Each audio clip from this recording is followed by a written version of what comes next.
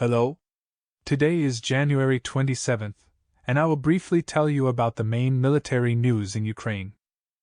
Russia plans to wage war for another 3 to 4 years, as evidenced by the increased development of its military production. British edition of the Telegraph. What this piece is about.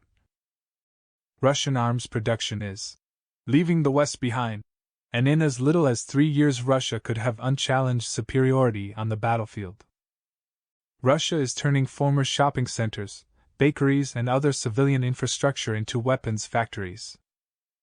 There is even footage of Russian TV showing their children learning to assemble ammunition parts in workshops.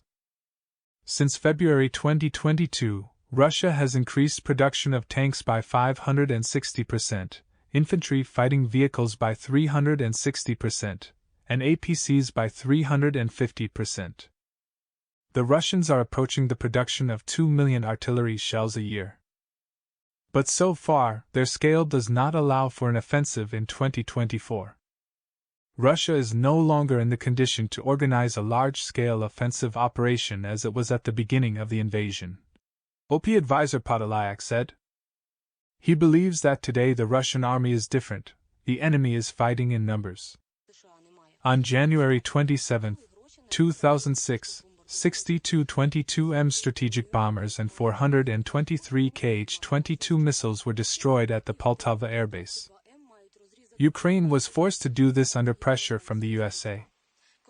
In addition, we even gave these missiles along with two 22s to the Russian Federation at one time as debts for gas. We still use them, so it is hard for us to watch them being destroyed. Military pilots from the Poltava airfield commented at the time. Ukraine has a modern development that can interfere with the navigation systems of means such as Shaheed MP Oleksandr Fidienko. They know how to not only land them, but also to deflect them. As for example with missiles. It's a matter of time before the missiles and Shaheeds that the Russians are attacking us with will fly in the opposite direction. It is not 1, not 2 and not 3 transmitters to influence such aircraft.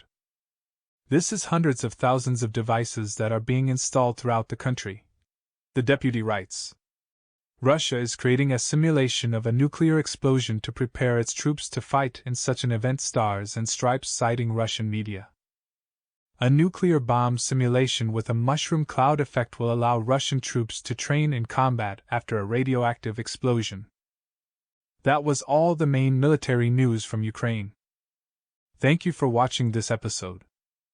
Don't forget to subscribe to stay up to date with the latest military news from Ukraine. Goodbye.